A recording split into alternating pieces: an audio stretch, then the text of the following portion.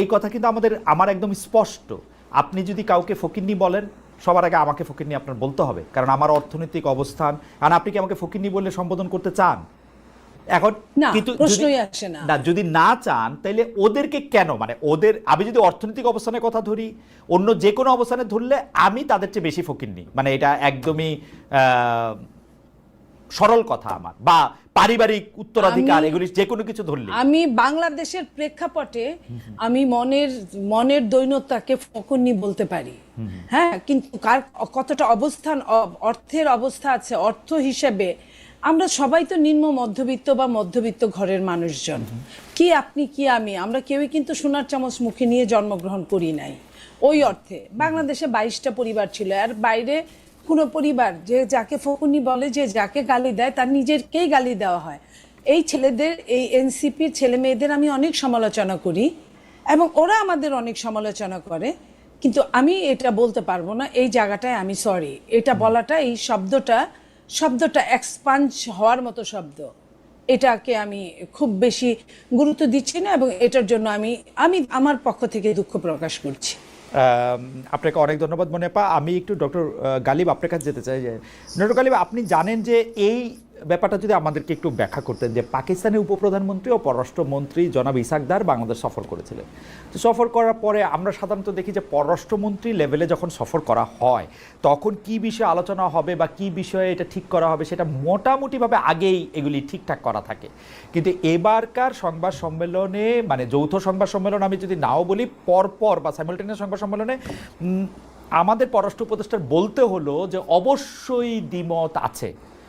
পাকিস্তানের পররাষ্ট্রমন্ত্রী বলে গেলেন যে এইসব বিষয় আগেই রিজলভ করা হয়েছে, 3টি বিষয়ের কথা বলা হয়েছে: টাকা পয়সার হিসাব, গণহত্যার জন্য ক্ষমা চাওয়া, বিহারিদের ফিরিয়ে নেওয়া। বললেন যে এগুলি আগেই রিজলভ হয়েছে। উনি বললেন যে না, এগুলি হয় নাই।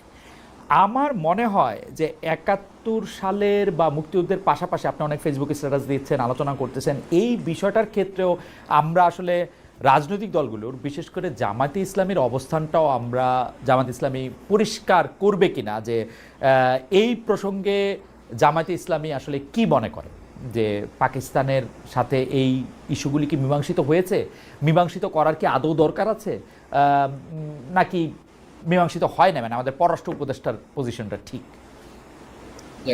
ডক্টর থ্যাংক ইউ আমাকে ইনভাইট করার জন্য। মনিয়াপা আছেন। তো আমার বোধ হয় যে এই প্রশ্নটাকে আমি একটু আমার পার্সোনাল লেন্স থেকে বলি। আমি তো ধরেন যে জামাতের অফিসিয়াল লেন্স থেকে বলতে পারবো না, আমি তাদের মুখপাত্র না। আমার পার্সোনাল জায়গা থেকে আমি যেভাবে অবজার্ভ করি সেভাবে বলি। দেখেন, 71টা আমাদের ইতিহাসে একটা ক্রিটিক্যাল জায়গা, যে এটা এখন আমাদের জাতির মধ্যে ক্ষত রেখে দিচ্ছে, বিভিন্ন ধরনের ডিভাইডেশন, আন্ডারস্ট্যান্ডিং, পার্থক্য। এটা যেরকম করে বাংলাদেশের সাথে পাকিস্তানের পারস্পরিক সম্পর্কের ক্ষেত্রে এই ক্ষতটা আছে, আবার বাংলাদেশের অভ্যন্তরও স্বাধীনতার পক্ষ বিপক্ষের জায়গা থেকে এই ক্ষতটা আছে। এই ক্ষতটা আমাদেরকে নিরাময়ের দিকে যেতে হবে এবং সেক্ষেত্রে সকল পক্ষকে দায়িত্বশীল ভূমিকা পালন করতে হবে। এখানে যেরকম করে জামাত ইসলামের দায়িত্ব আছে এটাকে রিকনসিলিয়েশন করার, ঠিক একইভাবে জামাতের বাইরে যারা আছে তাদেরও দায়িত্ব আছে এটাকে রিকনসিলিয়েশন করার। আমি মনিয়াপার আগের সূত্র ধরে যে ফজলুর রহমান সাহেবের যে বক্তব্য উনি বলছেন, দেখেন এখানে মুক্তিযুদ্ধের 3টা পার্সপেক্টিভ আমি যেভাবে দেখি, ওয়াইড স্পেকট্রামটা। একটা পার্সপেক্টিভ হলো যে আওয়ামী লীগ যেভাবে ব্যবহার করছে, তারা মুক্তিযুদ্ধের দলীয়ভাবে মনোপলি করছে এবং মুক্তিযুদ্ধের চেতনাকে সামনে রেখে একটা ফ্যাসিবাদ তারা করছে। দেখেন, আপনি শেখ মুজিবুর রহমান, উনি হচ্ছে আমাদের মুক্তিযুদ্ধের নেতা ছিলেন ইন সাম পার্সপেক্টিভ, যদি উনি যুদ্ধ করেন না, যুদ্ধের সময় ছিলেন না, কিন্তু 72 উনি যখন আসছেন সবাই ওনাকে নেতা মাইনা এই দেশের আপনার প্রাইম মিনিস্টার করছে, প্রেসিডেন্ট করছে। তো সেই শেখ মুজিবকেও ওনারা ফ্যাসিবাদের আইকন বানায় ফেলছেন। শেখ মুজিবুর রহমানের ছবিকে সামনে রাখা, মূর্তিকে সামনে রাখা, ভাস্কর্যকে সামনে রাখা ওনারা মুক্তিযুদ্ধরে একটা ফ্যাসিবাদী প্রজেক্টে দাঁড় করেছে। তো আপনি তো এই ফ্যাসিবাদকে সমালোচনা না করে শুধু মুক্তিযুদ্ধরে গ্লোরিফাই করতে পারবেন না, তাহলে তো ফ্যাসিবাদ আবার আসবে। তো এটা হচ্ছে একটা পার্সপেক্টিভ। আমি বলতে পারি ডক্টর গালিব, এটা পরিষ্কার করার জন্য আর কি, এটা মানে আপনি তো শিক্ষক মানুষ, এটা পরিষ্কার করার জন্য প্রথম কথা হচ্ছে, আমার কিন্তু ধারণা ছিল 71 বাংলাদেশের একটা ক্রিটিক্যাল বিষয়, এই কথাটা নিয়ে আমার আপত্তি আছে। আপনি দ্বিতীয় কথা বলছেন যে এটা বাংলাদেশের জাতিকে ডিভাইড করছে, আমার কিন্তু ধারণা ছিল 71 বাংলাদেশকে একতাবদ্ধ করছে, আমরা সবাই একটা বাংলাদেশে একটা স্বাধীন দেশ পাইছি। 2 নাম্বার হচ্ছে যে আমি কিন্তু আপনার সাথে 100% একমত, বিগত সরকার এই মুক্তিযুদ্ধকে নিয়ে ব্যবসা করছে, তারা একটা ফেসিবাদী কাঠামোতে কিছু মৌলিক আমি কি বলবো একটা একটা একটা দেবত্ব সৃষ্টি করতে চাইছে, যেটার বিপক্ষে আমরা ছিলাম। কিন্তু আমাদের খুব আশা ছিল এটা আমরা আওয়ামী লীগ থেকে মুক্ত করে আমরা সবাই মিলে মুক্তিযুদ্ধটাকে সেলিব্রেট করব। কিন্তু এইখানে কিন্তু আমরা আওয়ামী লীগের বয়ানটাকে আবার ইয়া করতে দেখলাম, আওয়ামী লীগকে আঘাত করতে গিয়ে মুক্তিযুদ্ধকে আঘাত করা হচ্ছে। আপনি যদি একটু পরিষ্কার করেন যে মানে আমরা তো মুক্তিযুদ্ধের জায়গায় তো আমরা একতাবদ্ধ থাকবো, আওয়ামী লীগের নিয়ে ব্যবসা করছে আওয়ামী লীগের বাদ দিব, আমরা ব্যবসা করবো না, আমরা এটা ধারণ করবো, এটা ছিল আমার বোঝা। কিন্তু এখন তো আমি দেখতেছি যে না, মানে আওয়ামী লীগের যেটা আমি বিশ্বাস করতাম না যে ওরা না থাকলে আর মুক্তিযুদ্ধ থাকবে না, এই ব্যাপারটার দিকে নেওয়া যাইতেছে আর কি সবকিছু। দেখেন এখানে আপনি মুক্তিযুদ্ধকে আওয়ামী লীগ থেকে যে সেপারেট করবেন, এই সেপারেট করার কাজটা না কইরা আপনি যদি মুক্তিযুদ্ধকে গ্লোরিফাই করেন, তাহলে কিন্তু সেটা আওয়ামী লীগের ফ্যাসিবাদকে আবার লেজিটিমাইজ করবে। এই জায়গায় আমাদেরকে খুব সতর্ক থাকতে হবে যে আপনি যদি ধরেন শেখ মুজিবুর রহমানের ব্যাপারে ক্রিটিক্যাল না থাকেন, আপনি যদি শেখ হাসিনার ব্যাপারে ক্রিটিক্যাল না থাকেন, এবং আপনি মুক্তিযুদ্ধের ইতিহাসের মধ্য দিয়ে তাদেরকে আবার কাল্ট ফিগার বানান, তাহলে তো বাংলাদেশে আবার আওয়ামী লীগের ফ্যাসিবাদ চলে আসবে। এটা তো আমাদের করা যাবে না। আমি আপনার সাথে অ্যাগ্রি যে এই সেপারেশনটা করে আমাদের একটা মুক্তিযুদ্ধকে একটা গণমানুষের জায়গায়, একটা ঐক্যের জায়গায় যাইতে হবে। এখন এখানে আর একটা এক্সট্রিম হইতে পারে, যে এক্সট্রিমটা হলো যে আপনি মুক্তিযুদ্ধের লেজিটিমেসি কোশ্চেন করবেন, যেখানে আপনি বলবেন যে না, পাকিস্তান ভুল করে নাই, আমরা যে স্বাধীন হয়েছি এটা ঠিক হয় নাই, মুক্তিযুদ্ধ না করাই ভালো ছিল। এইটাকে আপনি এক্সট্রিম একটা অপিনিয়ন বলতে পারেন, যেটা আপনি এখন বলতে চান যে কিছু কিছু জায়গায় আমরা এই ফেনোমেনাটা দেখি। কিন্তু আপনি যদি মেইন স্ট্রিম জায়গায়, আমি যদি জামাতের ব্যাপারে বলি, আপনি যদি জামাতের টপ লিডারশিপের সাথে আপনি কথা বলছেন, তাদের অফিসিয়াল স্টেটমেন্ট আসছে, এটা সত্য কথা যে তারা আনকন্ডিশনালি এখনো 71 এর ব্যাপারে বক্তব্য দেয় নাই, কিন্তু তারা এই এক্সট্রিম অপিনিয়নকে তো কোথাও এন্টারটেইন করে নাই। আপনি তো টপ লিডারশিপ তাদের ফর্মাল অফিসিয়াল পজিশনে যদি আপনি দেখেন, তাহলে দেখবেন যে তারা কোথাও এটাকে এন্টারটেইন করে নাই। তো আমার বোধ হয় এই জন্য আমাদের যেটা কনক্লুসিভ জায়গায় যাইতে হবে, সেটা হলো আপনি মুক্তিযুদ্ধকে আওয়ামী লীগের ফ্যাসিবাদ থেকে ডিকাপল করবেন, এবং ডিকাপল করার পরে এটাকে গণমানুষের জায়গা থেকে ক্লেম করবেন, এবং সেই জায়গায় একটা বিশাল ঐক্য তৈরি করবেন। আমি যেটা বলছি যে মুক্তিযুদ্ধ একটা ক্রিটিক্যাল জায়গা, তার কারণ হলো আমরা এই কাজটাকে করতে পারি নাই, না পারার কারণে এই অনৈক্য আমাদের দেশের মধ্যে রয়ে গেছে। আজকে আওয়ামী লীগের মতো একটা পার্টিকে নিষিদ্ধ হইতে হয়েছে, ফ্যাসিস্ট হইয়া এই পরিণতির দিকে সে আগায় গেছে, এবং তার পরতে পরতে মুক্তিযুদ্ধের ছাপ আছে। তো এটা তো আপনি এত সহজে এটাকে মানে কিন্তু ডক্টর গালিব, আমি দুইটা জায়গা আপনি বললেন যে এক্সট্রিম কিছু লোকের ব্যক্তিগত মতামত এটা হইতে পারে, কিন্তু আমরা কিন্তু দেখতেছি এইবার ডাকসুতে যারা আমরা ইসলামী ছাত্র শিবির বলতে যারা চিনি, তারা যে প্যানেল দিছে, সেই প্যানেলের একজন গর্ব ভরে আমাদের একজন বীর শ্রেষ্ঠকে হাইজাকার বলে পাকিস্তানের আরেক যাকে পাকিস্তান মনে করে যে তাদের বীরশ্রেষ্ঠ, তাকে গ্লোরিফাই করতেছে। আমরা কিন্তু সুযোগ পাইলে এটা দেখতেছি, যোগাযোগের ছাত্র হিসেবে কিন্তু আমরা এটা দেখি।